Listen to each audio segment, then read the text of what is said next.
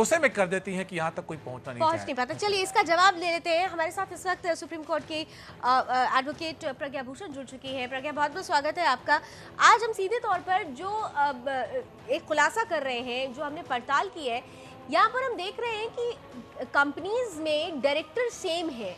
एक कंपनी जिसमें 2 डायरेक्टर्स हैं, लेकिन बावजूद इसके दूसरी कंपनी भी बना दी जाती है और दोनों डायरेक्टर्स भी सेम होते हैं। तो ये कौन सा बड़ा खेल होता है? जैसे अभी अश्विनी जी बात कर रहे थे कि एक कंपनी है जो डेवलपर है, जो कि प्रोजेक्ट बना रही है, लेकिन जो चेक है, जो बायर निवेशक है, वो चेक किसी और कंपनी के नाम से दे रहा है। तो इसमें होता क्या है, इसमें खेल क्या चल रहा है कि जब बायर को अगर अपना पैसा वापस चाहिए और उसे अपना पैसा रिकवर करना है, तो वो जो डेवलपर कंपनी है उससे वो पैसा ले नहीं सकती है, क्योंकि उनको पैसा दिया ही नहीं था। और जो जिनको पैसा दिया है उनके साथ इनका कोई एग्रीमेंट नहीं है, प्रीविटी ऑफ कॉन्ट्रैक्ट है ही नहीं।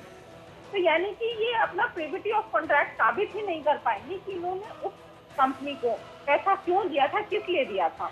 क्योंकि इनका जो फ्लैट बायर एग्रीमेंट है वो उस कंपनी के साथ है जो कि पूरे प्रोजेक्ट को डेवलप कर रही है, बना रही है, और इन्होंने पैसा किसी और को दिया है। तो ये साबित करना बड़ा मुश्किल हो जाएगा कि ये पैसा उन्होंने उस पर्टिकुलर फ्लैट के लिए ही दिया है।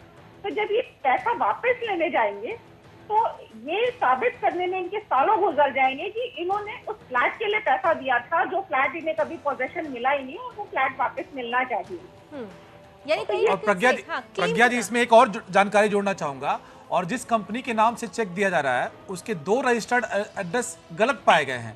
पहले एड्रेस पे वो पता ही नहीं है, वहाँ प्लॉट ही नहीं है, और दूसरे एड्रेस पे बेसमेंट में वो मनोज सेठी ने किराए पे ले रखा है। कंपनी का कोई एड्रेस नहीं है, कंपनी का कोई नामो निशान नहीं है। इस तरह की जो चीजें होती हैं, हालांकि कंपनी हो सकता है मिल जाए बाद में, लेकिन इससे क्या होता है, ये डिले टैक्टिस होती है कंपनीज की। एक बायर, एक जेन्युइन निवेशक को फ्रस्ट्रेट करने की, परेशान करने की, कि सबसे पहले जब वो निवेशक केस डालेगा तो उस एड्रेस पे डालेगा जो उसे एड्रेस एक्चुअली दिया गया था उसके फ्लैट बायर एग्रीमेंट में।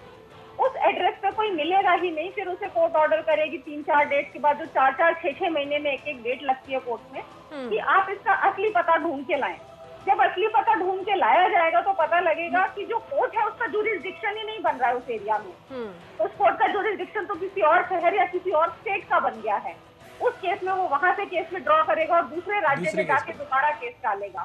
तो इसमें कई साल गुजर जाएंगे। बिल्कुल, ये जो खेल है ये खेल रहे हैं, और जो आपने जिस बात को आपने तफसील से समझाया, दरअसल उस खेल के पीछे मंशा क्या है वो भी समझ में आ गई। लेकिन बहुत सारे ऐसे हमारे इन्वेस्टर्स हैं जो इस खेल में, जो इस काले खेल में फंस चुके हैं, उनके लिए क्या अभी कोई रास्ता बचा है?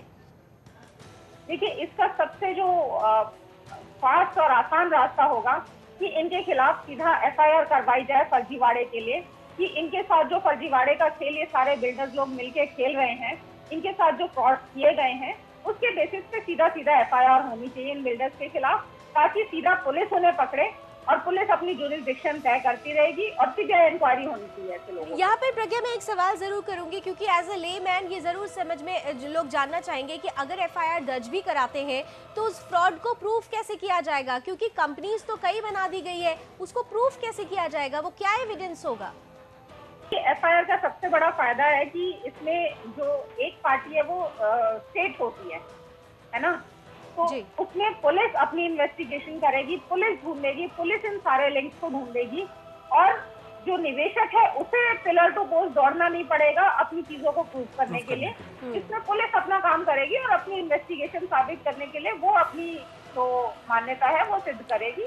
तो बिल्कुल, जो लोग इस काले कारनामे में फंस चुके हैं उनको सीधे तौर पर सचेत हो जाना चाहिए, सजग हो जाना चाहिए, और अगर आपके पैसे फंस चुके हैं तो तुरंत FIR दर्ज कराइए, क्योंकि ये वो लोग हैं, ये वो काले कारोबारी हैं जो सीधे तौर पर आपको नुकसान पहुंचाने के लिए ही बने हुए हैं। और इसलिए जरूरी है कि ऐसे काले कारोबारियों के खिलाफ एक बड़ी मुहिम के तहत बड़ी कार्रवाई की जाए। बहुत बहुत शुक्रिया अश्विनी जी, बहुत बहुत शुक्रिया प्रज्ञा जी हमारे साथ जुड़ने के लिए। बहरहाल अभी बस इतना ही। देश और दुनिया की तमाम खबरों के लिए आप जुड़े रहिए सुदर्शन न्यूज के साथ। जय।